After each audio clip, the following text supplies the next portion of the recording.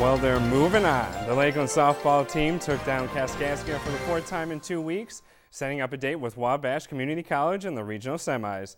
The game against Kaskaskia proved too easy for the Lady Lakers, shutting out the Blue Angels 5-0. Wabash and Lakeland are on the field as we speak. Desiree Irizarry blasted a solo shot in the first to give the Lady Lakers a 1-0 lead. It's in the sixth now, but Lakeland added an additional run in the third to make it 2-0. If Lakeland wins, they advance to the regional championship game tomorrow at 1. And Eastern Illinois baseball is on the road in the Ohio Valley Conference again after a sweep of Belmont last weekend. Friday's opener against the Colonels is a twilight game from Kentucky, where the Panthers took 2 of 3 from Murray last time in state. Eastern enters at 8-12 in the OVC, good for 9th in the conference, well clear of last place, where the 3-18 UT Martin Skyhawks sit. That game starts at 6 from Turkey Hughes Field in Richmond, Kentucky. And with the high school baseball and softball seasons winding down, this weekend will showcase a few marquee matchups between known rivalry schools. The Apollo Conference will get plenty of action tomorrow morning as the Charleston Trojans take on the Mattoon Green Wave on the baseball and softball diamonds. This season has been a successful one for the Lady Trojans and the Lady Green Wave, as both squads in the race for the Apollo Conference title. As for each respective baseball team, the success has been difficult to come by, as Charleston sits in last place in the conference with Mattoon only 2 spots ahead. Charleston knows what's at stake tomorrow in the conference and for bragging rights, as this area rivalry bows down to no other.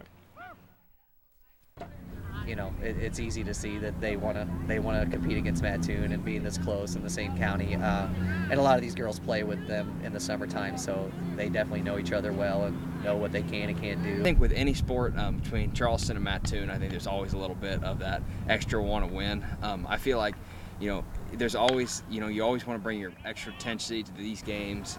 Even if you've had a tough season, beating Mattoon once or even twice would make it a lot more sweeter to be able to get that done. Tomorrow's game start at 11. The baseball action will take place at Charleston High School, and the softball doubleheader will be played at Mattoon.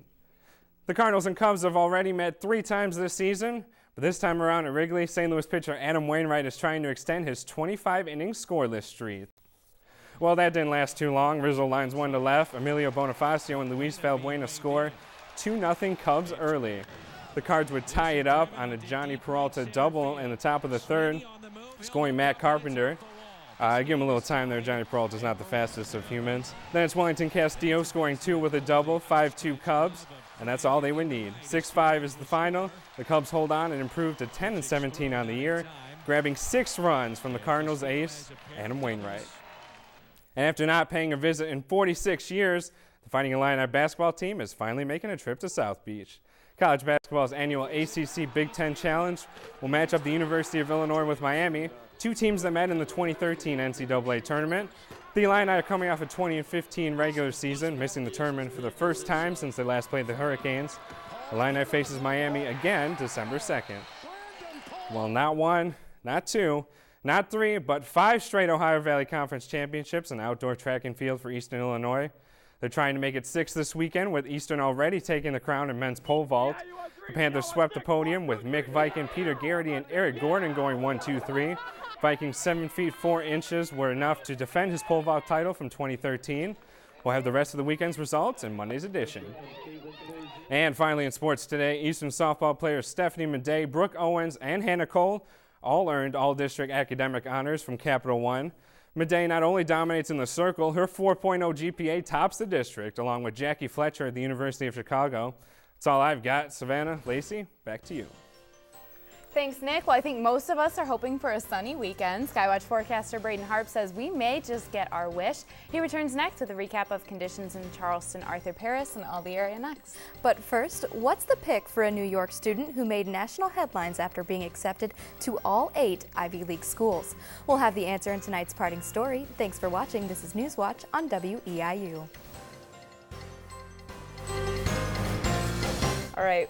Well, that wraps up our newscast. All of us here at Newswatch appreciate you joining our broadcast tonight. And for more news and weather, be sure to log on to our website at weiu.net. And if news is happening in your community, let us know by dropping us an email at news@weiu.net.